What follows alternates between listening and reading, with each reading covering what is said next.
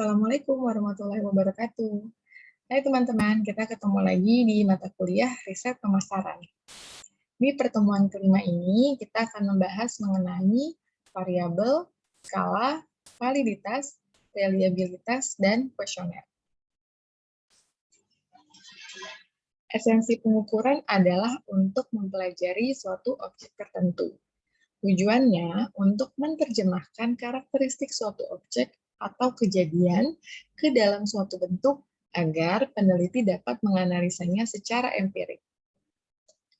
Nah, dalam melakukan pengukuran variabel, prosesnya adalah sebagai berikut.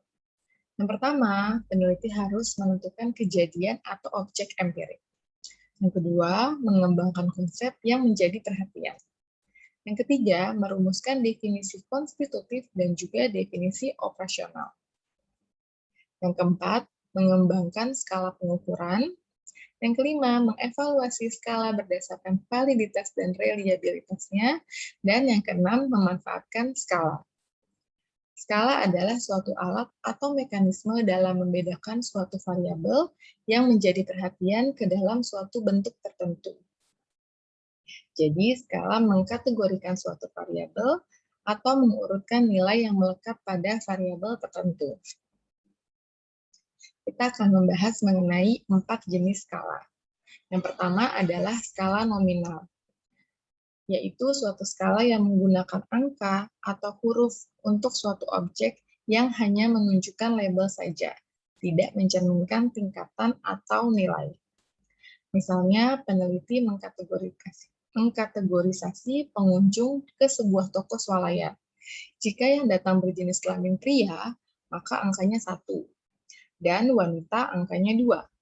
Artinya, ada 2 kelompok atau kategori, yaitu pria dan wanita. Dalam hal ini, nilai atau angka hanya sebuah simbol saja, jadi tidak menunjukkan tingkatannya. Skala kedua adalah skala ordinal. Ini adalah pemberian angka pada suatu objek yang menunjukkan tingkatan atau peringkat.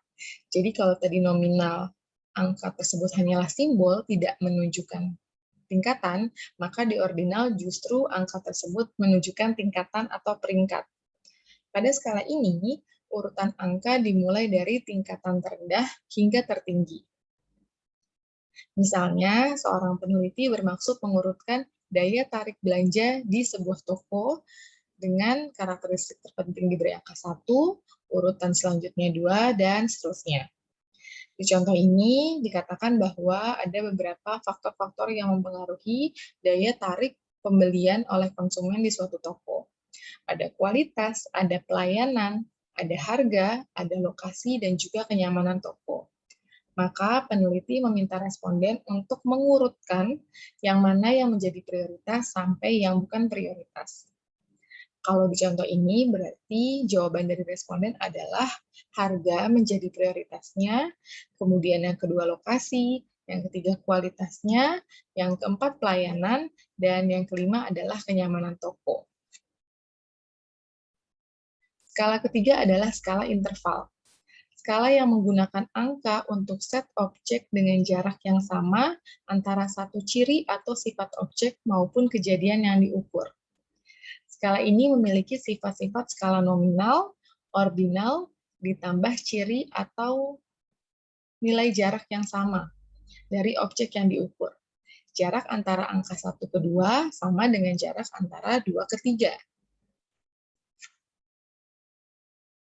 Contohnya, data pelanggan yang membeli jeruk dengan berat 2 kg hingga 3,99 kg itu termasuk kategori A.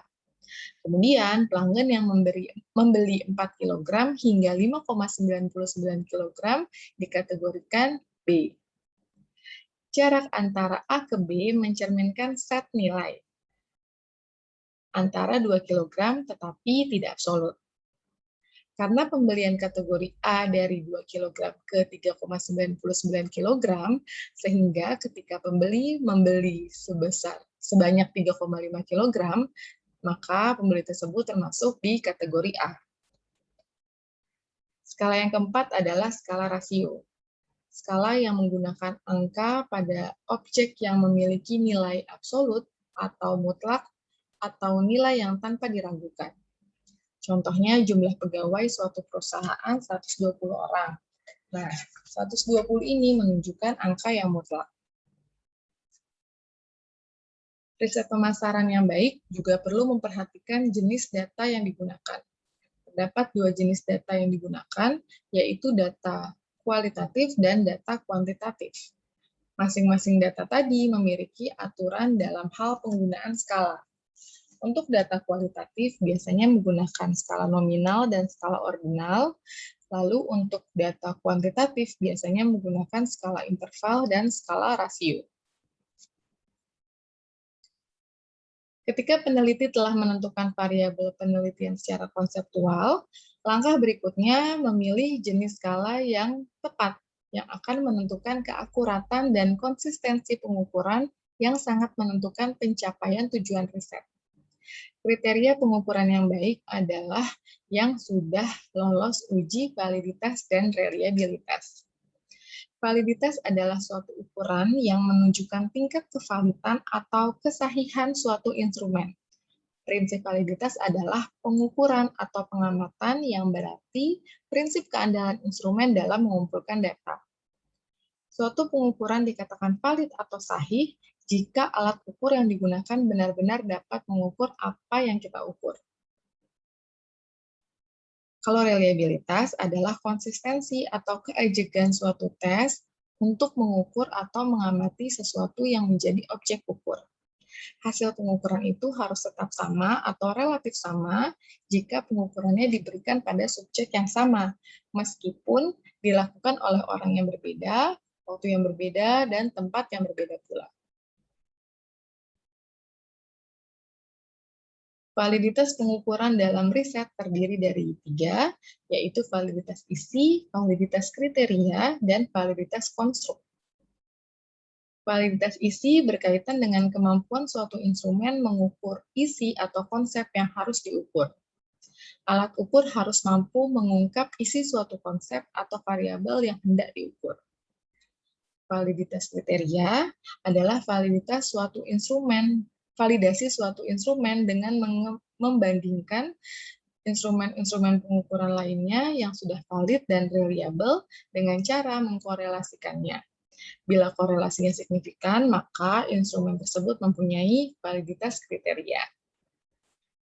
Validitas yang ketiga ada validitas konstruk, yaitu validitas yang berkaitan dengan kesanggupan suatu alat ukur dalam mengukur pengertian suatu konsep yang diukurnya. Validitas ini kadang juga menggunakan pendapat dari ahli untuk mengemukakan pendapatnya terkait instrumen yang telah disusun dan diukur. Terdapat banyak subjektivitas dan sebagian besar konstruk tidak memiliki unit pengukuran yang nyata. Kuesioner atau angket merupakan serangkaian pertanyaan tertulis yang kemudian disampaikan kepada sejumlah responden.